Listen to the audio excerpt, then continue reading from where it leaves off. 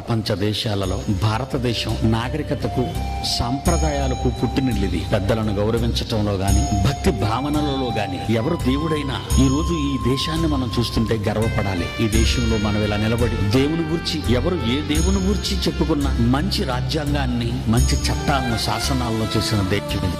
మత స్వాతంత్ర్యం ఉన్న దేశం. ఒక మాటలో చెప్పాలి అంటే హైందవ సోదరులు, ఇక్కడున్న ముస్లిం సోదరులు, ఇక్కడున్న క్రైస్తవ సోదరులు అంతా ఒకే భావన, ఒకే మాట, ఒకే ఆలోచన. ఎవరు ఏ దేవుణ్ణి కొలుచుకున్నా మరో దేవుని గురించి తప్పుగా మాట్లాడకూడదు అన్నది మన రాజ్యాంగంలోని ఒక చక్కటి సదుపాయం. దాన్ని మనం ఉపయోగించుకోవాలి. నీదెంతవరకు నిజమో చెప్పుకోవాలి తప్ప ఎదుటివాడిది తప్పు అని మాత్రం నోరు పారేసుకోకూడదు. ఈ రోజు చాలా మంది క్రైస్తవ బోధకులు తెలుసుకోవాల్సిన ప్రత్యేకమైన విషయం, నీ దేవుడు ఎంత గొప్పవాడో, నీ యేసు ఎంత ప్రేమామయుడో ఈ ప్రపంచానికి చెప్పు. మరో దేవుడు మంచివాడు కాదని గాని, నీ ముందున్న సోదరుని అవమానపరిచి హేళన చేసే పదాలు మతానికి, వారు అనుకున్న వారి విశ్వాసాలకి మనం భిన్నంగా మాట్లాడకూడదు. సోదర సోదరీమణులారా, ఇలాంటి స్వేచ్ఛ, స్వాతంత్ర్యం ఉన్న ఈ దేశంలో మనం పుట్టడం మన అదృష్టం.